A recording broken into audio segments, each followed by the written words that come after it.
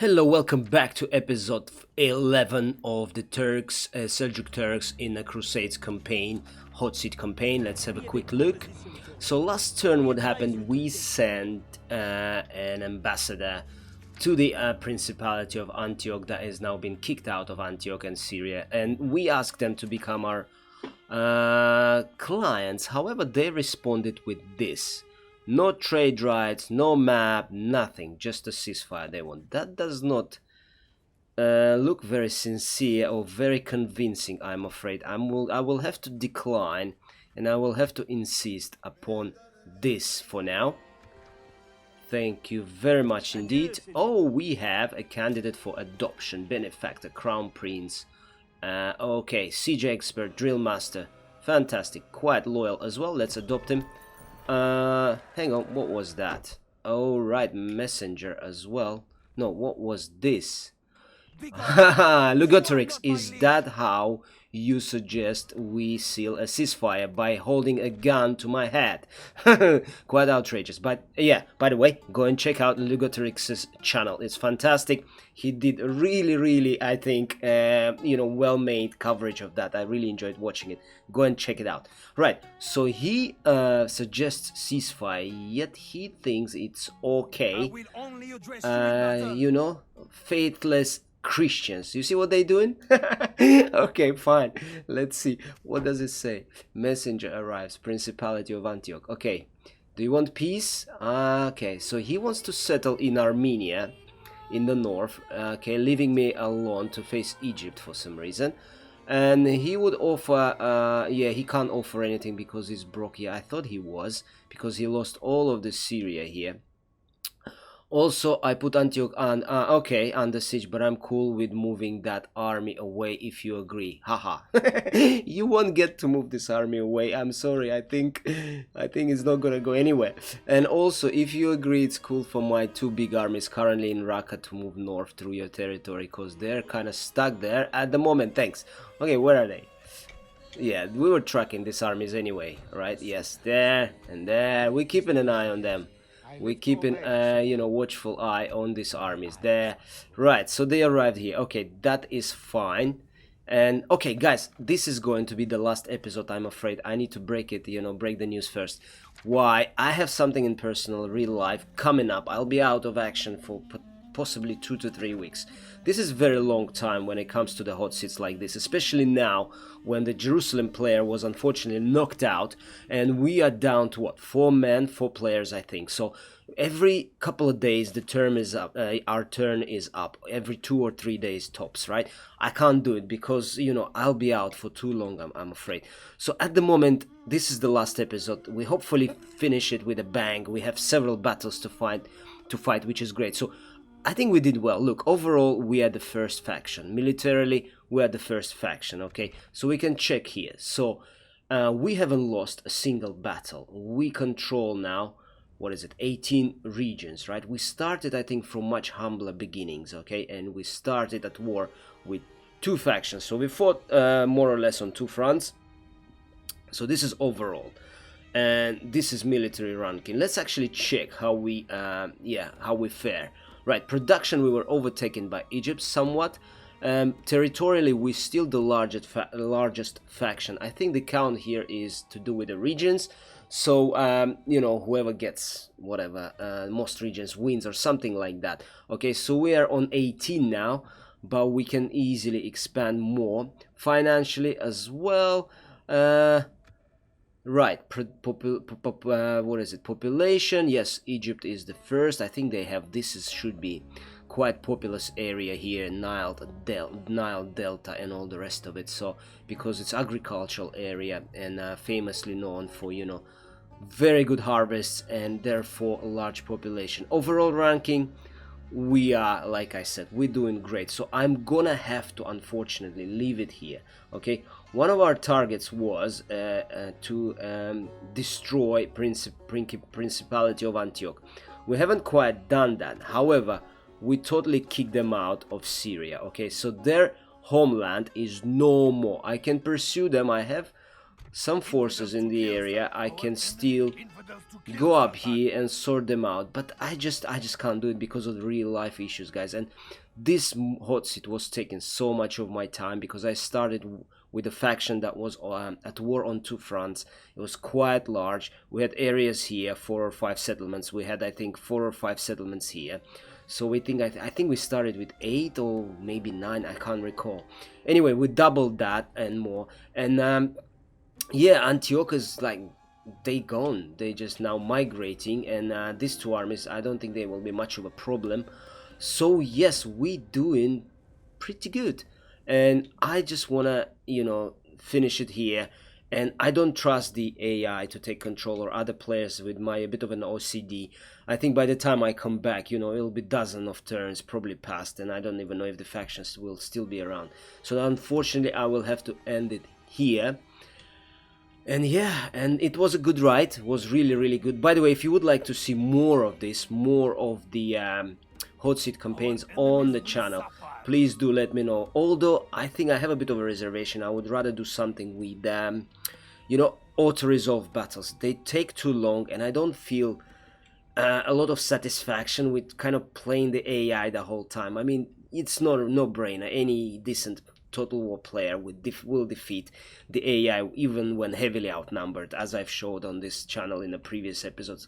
Like, maybe auto-resolve, I would be tempted to do it because it would be much quicker. I think it's a bit of a fairer chance of the, you know, not coming up with a ludicrous situation when you outnumber 2-1 and you just win his heroic victory. That's just, you know, that's not what I enjoy. But anyway, let me know if you would like to see more of the Hotseats in the channel, and I will surely try and do that. Okay, so we were tracking a couple of spies here in the area. Okay, there you go. There's one gentleman here, and there was one there, I think. And we were also, yes, recruiting. So let's just send this newly recruited assassin this way, and this should be, yes, this is a second one. Voila. Okay, goodbye. And who is this? Oh, some rebels have appeared. Okay, right. So let's send him here. Okay. So what we're going to do? I don't know if I can be bothered with this. Shall I try and do it? Okay, let's try and maybe do it. Let's bring our army from Aleppo. Let's place that army here. Okay, we're gonna charge the leadership to our crown prince. Voila. And now what I want is to fight this battle out. Let's see. I don't even know if I should bother. I mean, should I bother? Okay, let's do that. So this is gonna be 1, this is going to be 2, and then what we'll have to do is fight another large battle here, I suppose. Okay, right. Go. Oh, actually, should I just auto-resolve? I think I'm going to auto-resolve. Yeah, I think I will do that. Night attack. No, night attack is not good because now second army. Yeah, let's auto-resolve it. Yeah, that's done. Okay, there you go. All right, so this army is gone. Let's recruit these fellas, and yeah, let's attack. Let's attack this faction, this army here. Let's see how that's going to go. Okay, yeah, let's go. Who do they have? They have 1, 2, 3, 4, 5, 6, right? 6 horse archers, 3 Trebizond. These are quite solid archers, quite, you know, a long range and all the rest of it. So let's see how we're gonna manage that. Okay, so here we are. There's some real weird shadows taking place here. I don't know what the heck's going on. Look at that, really bizarre. Okay, let's, well, never mind. Let's see, where is our army? Okay, so there we are, appearing here on this side of the map, just behind them. Okay, that's great. So this is our Armenian archers. This is Armenians of Cilicia as well. So yeah, we're gonna bring them forth now. What are they doing? Alright, they decided to abandon the towers. Okay, that's fine. Let's just let's bring them all the way here. Right, go. Now what do we have there? We have 1, 2. Oh, this is unit inside. We're going to bring this cavalry here. Okay, all right, there we are. Okay. Okay, so we're going to destroy this flank quite soon. I don't think they stand much of a chance here against our superior forces, superior numbers as well. This is like, I would have retreated if I were them. But okay, whatever you prefer, gents. Whatever you prefer. Let's just actually, maybe let's do more specific targeting. Let's do this. And let's do that, I suppose. And yeah, let's do this as well. Okay. Right. Let's bring our generals here. Let's get them here. Alright, this gentleman is riding right into the trap. Okay, let's just kill him. Okay, fine. Let's just kill that guy. And we're gonna move our horse archers here. Okay, there you go. Right, go. Alright, all of you, apart from you gents. Oops, sorry. This way. Okay. Yeah, we're going to get rid of this guy, and yeah, we're going to move on and see what else can be done. Right, let's go. Oh, actually, sorry, where is this unit? No, no, no, you need to come back and attack him from the rear. There you are.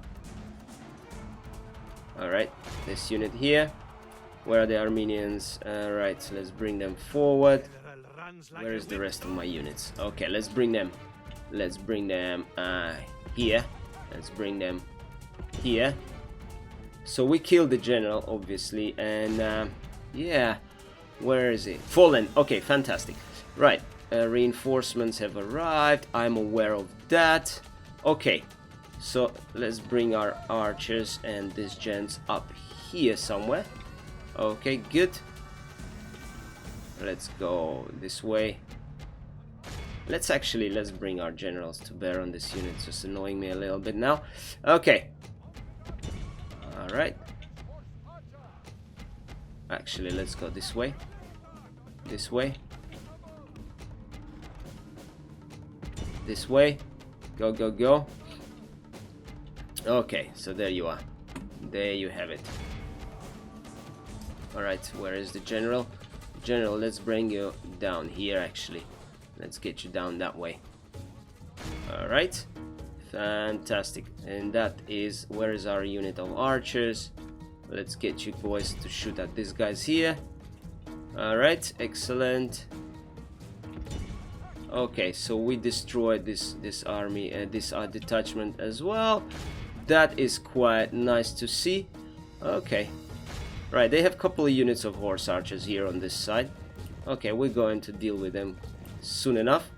Okay, where is this unit of mercenaries? Let's go, let's send you this way. Let's send you that way as well. Our archers are doing the job there for us. Yeah, there you go. Let's disable this and let's bring this unit to bear as well. Yeah, almost flees. Okay, there you go. They go now. Okay. Alright, who else do we have? We have two more units down here. Let's bring them upon this unit here. Excellent. And what else do we have? Who is this? Oh, this is their infantry. Okay, well, let them try and deal with us there. Good luck with that. Or actually, target this unit here for now. Alright, so there they come. Okay, that's great. Are they going to be able to actually do any damage here? I don't think so. Alright, general bodyguard, let's attack them. Let's attack this unit here. Right, this way. Where are the Armenians? Okay, and this way. This way. This way. Oh, this unit unfortunately does not have skirmish mode, so we're going to take them out of there. I don't want them to suffer unnecessary casualties. Thank you very much. Actually, they're standing there. Okay, let's just target them then. Okay. Right. Okay, excellent. And this unit is broke as well. Okay, fantastic. Let's go this way. That way. This unit. Yeah, chase them here. Okay. Alright, let's bring our general upon this unit of Trebizond archers. That's good. Alright, let's go this way and that way and that way. Alright, let's target. Let's target these gents here.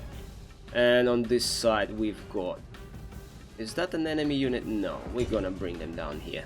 Okay, so what's happening here? Alright. Right.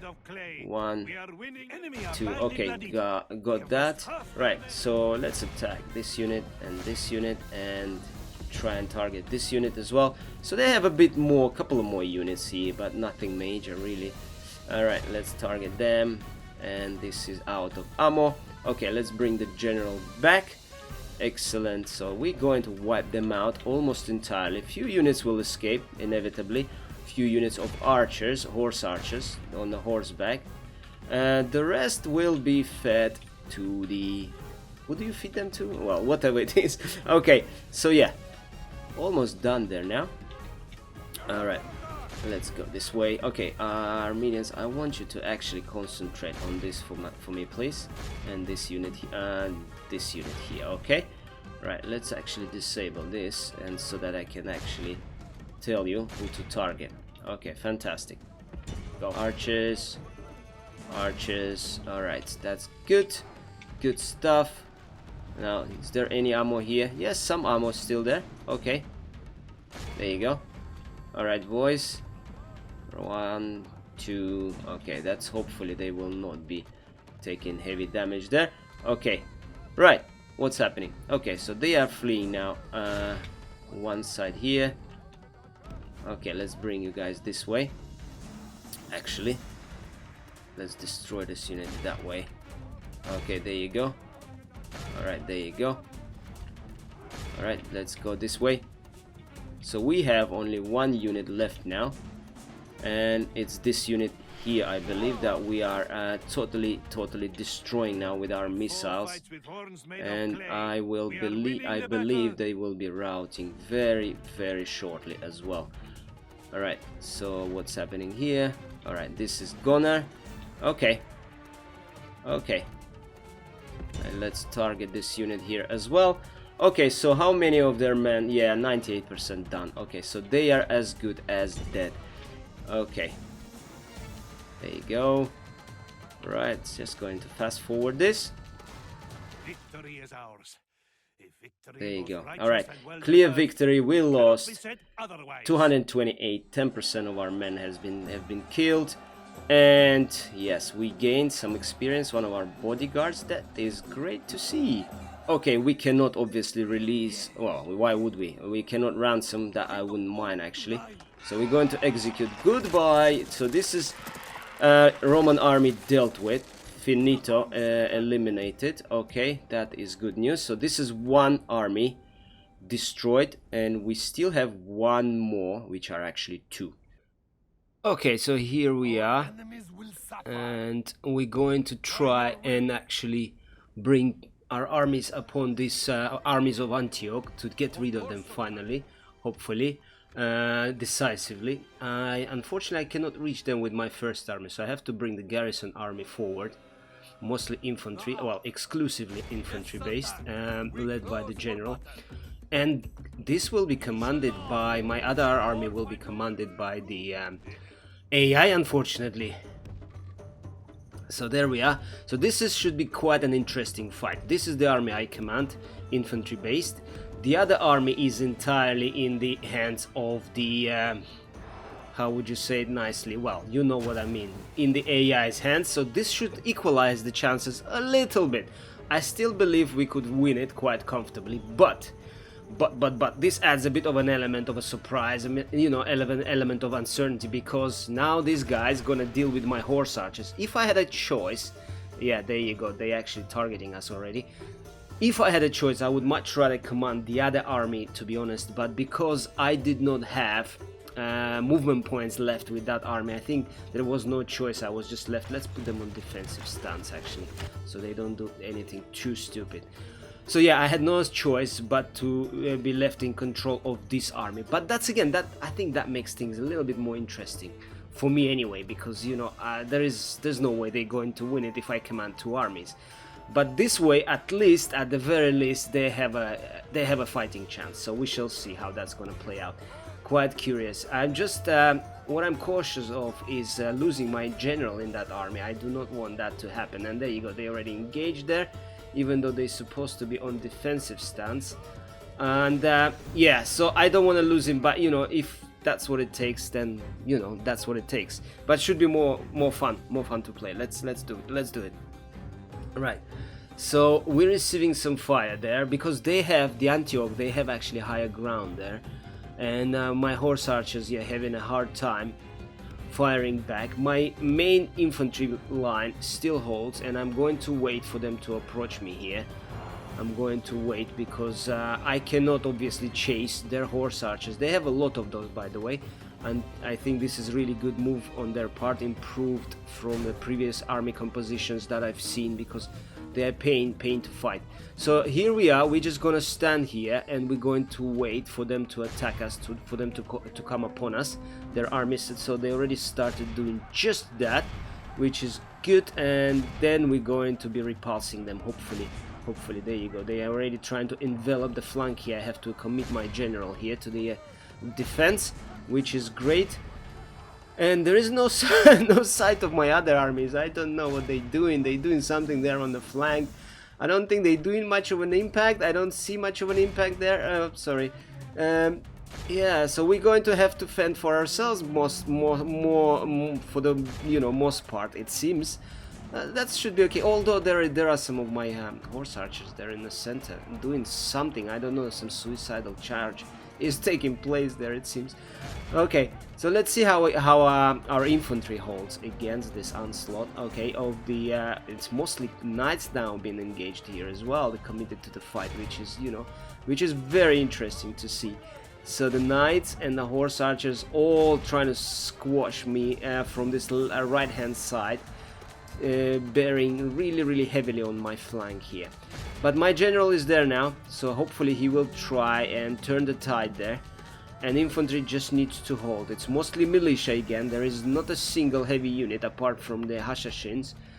The rest are entirely made of militia, and I think even one or two Christian mercenary units. Oh yes, the swordsmen and the axemen. So this is not actually atypical, because as you would read through the Crusades, you would see that there was more and more of a, you know, mix between the Christians and the Crusade and the Muslims. Some of them would ally against other Muslim factions with the Christians. Actually, when the Crusaders were first arriving, Fatimids, who then controlled Egypt before Saladin, they proposed an alliance because their enemies were the Seljuks. So they proposed an alliance to actually fight, because they were Shia Muslims.